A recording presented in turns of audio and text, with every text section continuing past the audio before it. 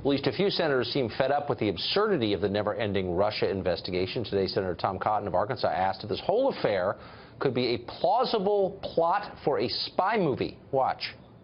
Do you like spy fiction? Have you ever, in any of these fantastical situations, heard of a plot line so ridiculous that a sitting United States senator and an ambassador of a foreign government colluded at an open setting with hundreds of other people to pull off the greatest caper in the history of espionage? Thank you for saying that, Senator Cotton. It's just like through the looking glass. I mean, what is this? Tammy Bruce may or may not be a Russian agent. She is a radio host for sure, and she joins us tonight.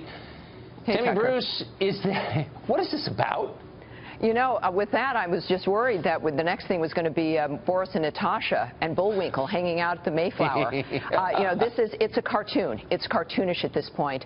And clearly, this is a dynamic where even at Hillary's I Lost party right after the election, she said it was the Russians. These are individuals who are desperate to not have to admit to blowing $1 billion, to failing everyone, to being this out of touch with the American people. So they have to find another reason for it. It is an actual construct made up of nothing. Now, they hope that it will continue on for 4 more years or perhaps for 8. This is what they do. It's what they do best. The media is helping move it along, even though, of course, it's false. And this is why this conversation, the Internet, is important for us to be able to point out the nature of what's really going on here. And thank goodness for Jeff Sessions, an extraordinary man. He did a great job tonight. And remember, he chose to be there. He chose the time. He insisted on coming in part to clear his name. One question I have, Tucker, is James Comey also has accused Loretta Lynch effectively of obstruction, one could argue, and she's been silent. She has not come out and said, wait a minute, I want to go and testify under oath and clear my name. But it was the first thing Jeff Sessions wanted to do. I think Loretta Lynch should come forward, and if not, she should be asked to come forward at this point. Yeah, I don't think there are New York Times reporters camped outside her house right now demanding an explanation. How reckless is it, though? I mean, I understand the nature of political attacks. I've certainly seen and covered a lot of them. But when you involve an actual country that is an actual player in global affairs that we have to deal with on an actual level, like Russia, it distorts all of American foreign policy.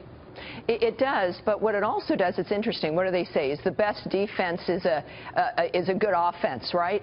There's also a lot of connections with the Clintons and Russia and with the Democrats in that framework. It's an interesting situation where if you want to protect questions that might be coming over at your angle, you're going to project it onto someone else as well. And then you've also got, of course, the Romney explanation in the last election where he said, you know, Russia's our greatest geopolitical foe.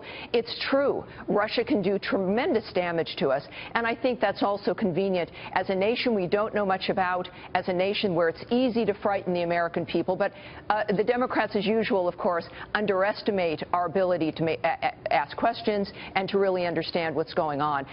6 out of 10 Americans, by the way, a new Quinnipiac poll found that they're angry with the media because of the nature of the coverage of politics, and a lot of that, of course, is simply carrying the water for the Democrats. It is. I saw someone on another channel recently say, you know, anyone who complains about leaks from government is in effect putting up a smokescreen to defend Donald Trump. And I guess I would say it's a real concern. If your intelligence agencies, whom you trust to gather information on American citizens, are misusing that information for political ends, like, what's scarier than that? Why is that not scarier than anything Russia tried to do?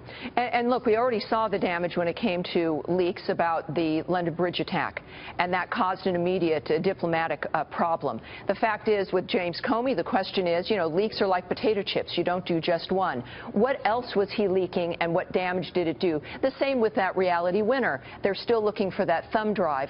So when people tend to do this, they tend to do it in a big way. And, of course, the damage then gets multiplied.